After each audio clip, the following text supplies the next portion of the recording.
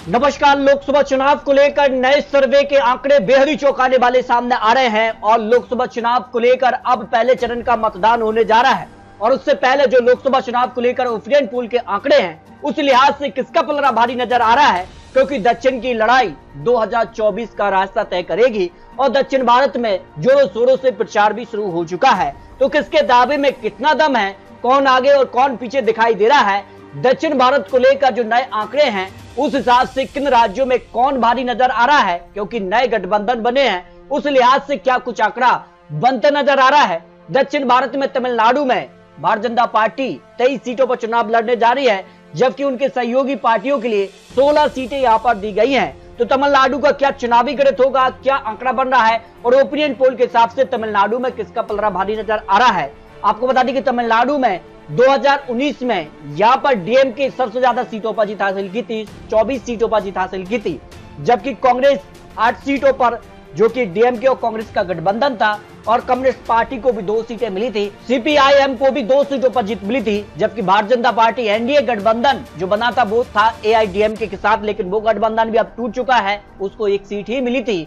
बाकी 39 सीटों पर इंडिया गठबंधन यूपीए का पलड़ा भारी था। और भारतीय जनता पार्टी की अगर बात की जाए 2014 में 5.5% ही वोट शेयर मिला था, उस लिहाज से 1 सीट उनके पक्ष में गई थी 2014 में, लेकिन 2019 में वोट शेयर में भी गिरावट देखने को मिली और सीट भी 0 हो गई। तो 2024 में सीटों में इजाफा या फिर और गिरावट वोट शेयर में देखने को मिलेगी, लेकिन इसको लेकर जो लोक पोल का सर्वे सामने आ रहा है तमिलनाडु की 39 सीटों के लिए इंडिया गठबंधन को 34 से 37 सीटों का अनुमान सामने आ रहा है, जबकि एआईडीएमके के पक्ष में 1 से 3 सीट का अनुमान है, एनडीए को 0 से 1 सीट और अन्य के पक्ष में भी 0 से 1 सीट का अनुमान सामने आ रहा है। यानी तमिलनाडु की अगर बात की जाए तो ओपिनियन पोल के आंकड़े हैं 39 सीटों के लिए और दक्षिण भारत का महत्वपूर्ण राज्य है और एक फेज में ही, पहले फेज में ही यहाँ पर वोटिंग होने जा रही है, उसमें कहीं ना कहीं पहले फेज में है यहाँ पर इंडिया गठबंधन का पलड़ा भारी नजर आ रहा है। 34 से 37 सीट के आसपास आंकड़ा हो सकता है जो सर्वे के आंकड़े सामने आ रहा है।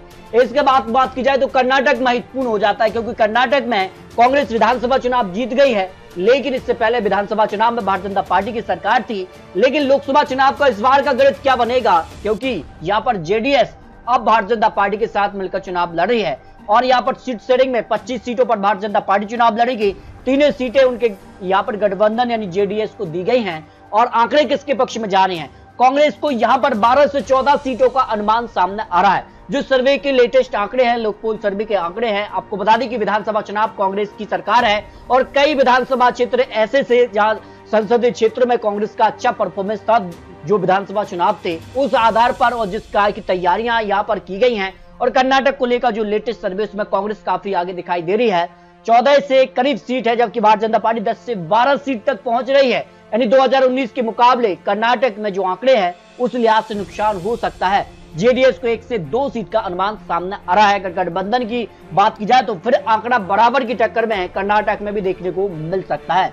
आंध्र प्रदेश की अगर बात की जाए तो आंध्र प्रदेश में भी काफी हलचल दी हुई है और आंध्र प्रदेश में भारतीय जनता पार्टी ने टीडीपी से गठबंधन किया है, जो कि मुख्य विपक्षी पार्टी थी। और ऐसे में जो अब आंकड़ा बन रहा है उस लिहाज से आंध्र प्रदेश का क्या समीकरण है, 6 सीटों पर भारतीय जनता पार्टी चुनाव लड़ने जा रही है, टीडीपी 17 सीटों पर चुनाव लड़ेगी और एक और पार्टी जनसेना से भी यहाँ पर भारतीय जनता पार्टी का गठबंधन हुआ है, उसको 2 लोकसभा सीटें यहाँ पर दी गई हैं। आंध्र प्रदेश के लिए विधानसभा चुनाव का भी गणित सामने आ चुका है, क्योंकि विधानसभा चुनाव भी होने हैं। तो टीडीपी यहाँ सबसे ज्यादा 144 सीटों पर चुनाव लड़ेगी, भारतीय जनता पार्टी 10 सीटों पर, जनसेना पार्टी 21 सीटों पर विधानसभा चुनाव लड़ेगी। लेकिन लोकसभा चुनाव का क्या गणित बन सकता है, 2019 में आंध्र प्रदेश के लिए सबसे ज्यादा वाईएसआर कांग्रेस पार्टी ने 22 सीटों पर जीत हासिल की थी और 3 सीटें तेलुगु देशम में टीडीपी पार्टी को मिली थी। लेकिन इस बार माहौल बदल रहा है और एनडीए यहां पर बाजी मार रहा है, एनडीए को 13 से 15 सीट, जबकि वाईएसआर कांग्रेस पार्टी को 10 से 11 सीट। यहाँ पर इंडिया गठबंधन को 0 से 1 सीट की संभावना दिखाई दे रही है, जो आंध्र प्रदेश का लेटेस्ट सर्वे लोकसभा चुनाव को लेकर सामने आ रहा है। जबकि केरल की अगर बात की जाए तो केरल से भी काफी महत्वपूर्ण आंकड़े आ रहे हैं और केरल भी महत्वपूर्ण है दक्षिण भारत के लिए, क्योंकि यहां से 20 लोकसभा सीटें आती हैं। 2021 विधानसभा चुनाव में vote share Bharatiya Janata party का 11% था और 0 सीट उनके पक्ष में रही थी। लेकिन इस बार कितना कुछ फायदा मिल सकता है, क्योंकि इंडिया गठबंधन विशेष एनडीए गठबंधन की सीधी टक्कर यहाँ पर दिखाई दे रही है। 18 से 20 सीटों पर इंडिया गठबंधन यानी सभी सीटों तक इंडिया गठबंधन पहुंच सकता है केरल को लेकर। लेकिन 1 से 2 सीटें ऐसी भी हैं जहां एनडीए भी कड़ी टक्कर दे सकता है। जो लोक पोल का सर्वे केरल की 20 लोकसभा सीटों पर सामने आ रहा है। इससे पहले केरल की यहां पर बात की जाए तो 15 सीटों पर कांग्रेस ने अपने दम पर, जबकि उनके गठबंधन को 2 सीटें और बाकी 3 सीटें यहां पर जो है केरला कांग्रेस एम को मिली थी, और 1 सीट भी यहां पर जो यूपीए साथ गठबंधन था, यानी सभी सीटों पर यूपीए गठबंधन ने जीत हासिल की। लेकिन इस बार इंडिया गठबंधन बना है, तो माना जा रहा है कि केरल में भी इंडिया गठबंधन का पलड़ा भारी नजर आ रहा है। एक और राज्य महत्वपूर्ण है तेलंगाना, क्योंकि तेलंगाना से 17 लोकसभा सीटें आती हैं, और 17 लोकसभा सीटों में अगर बात की जाए तो 2019 में यहाँ पर तेलंगाना राष्ट्र समिति अब BRS हो चुकी है, और काफी हलचल यहाँ विधानसभा चुनाव के बाद यहाँ पर बदलती नजर आई है। क्योंकि विधानसभा चुनाव की अगर बात की जाए तो यहाँ कांग्रेस ने सरकार बना ली है और एक बड़े अंतर से भी जीती है, तो उसके बाद लोकसभा चुनाव में कितना फायदा मिलने जा रहा है, इसके लेटेस्ट सर्वे के आंकड़े हैं। यहाँ पर 3 सीटें कांग्रेस को मिली थी 2019 में, और तेलंगाना राष्ट्र समिति को 9 सीटें, भारतीय जनता पार्टी ने यहाँ पर 4 सीटें हासिल की थी। और इससे पहले यहाँ पर जो म्युनिसिपल कॉर्पोरेशन इलेक्शन था तेलंगाना में, हैदराबाद में, वहां भारतीय जनता पार्टी ने अच्छी लहर बनाई थी। लेकिन जो विधानसभा चुनाव की लहर चली उसके बाद काफी कुछ अंतर देखने को मिला है। तो कांग्रेस सबसे ज्यादा 10 से 12 सीटें तेलंगाना में हासिल कर सकती है।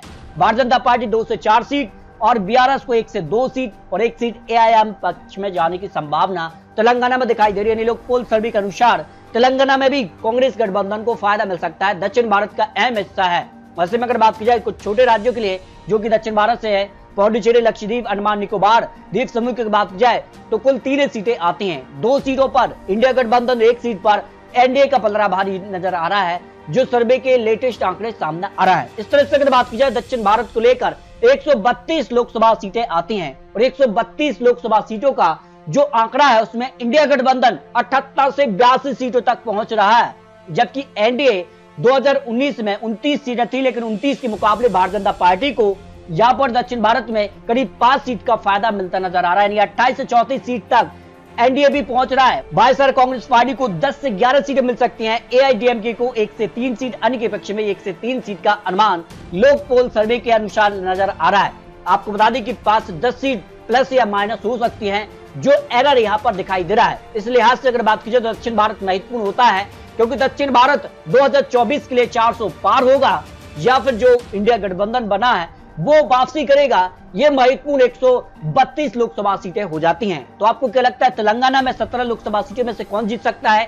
कर्नाटक की 28 सीटों में कौन जीत सकता है? क्योंकि तेलंगाना और कर्नाटक में विधानसभा चुनाव में कांग्रेस की सरकार है, तमिलनाडु में वाईएसआर कांग्रेस पार्टी की सरकार है, केरल की 20 लोकसभा सीटें भी महत्वपूर्ण हो जाती हैं, क्योंकि बात की जाए तो कांग्रेस ने भारत जोड़ो यात्रा यहीं से शुरू की थी, और यहाँ पर अगर बात की जाए तो काफी हलचल देखने को मिली है, और राहुल गांधी वायनाड से एक बार फिर चुनावी मैदान में उतर गए हैं। आंध्र प्रदेश के लिए 25 लोकसभा सीटें भी महत्वपूर्ण है, यहाँ पर भारतीय जनता पार्टी ने नई रणनीति बनाई है, और यहाँ पर अगर बात की जाए तो टीडीपी से गठबंधन किया है, तो कितना कुछ फायदा कितना कुछ नुकसान होगा ये पहले फेज की अगर बात की जाए तो यहाँ पर 102 लोकसभा सीटों पर वोटिंग होने जा रही है। तो पहले फेज की 102 लोकसभा सीटों पर भी बहुत जल्द आपको महत्वपूर्ण विश्लेषण दिखाने जा रहे हैं। तो आपको क्या लगता है, आप रख सकते हैं। मिलते दोस्तों और लेटेस्ट और महत्वपूर्ण विश्लेषण के साथ, तब तक जय हिंद, जय भारत।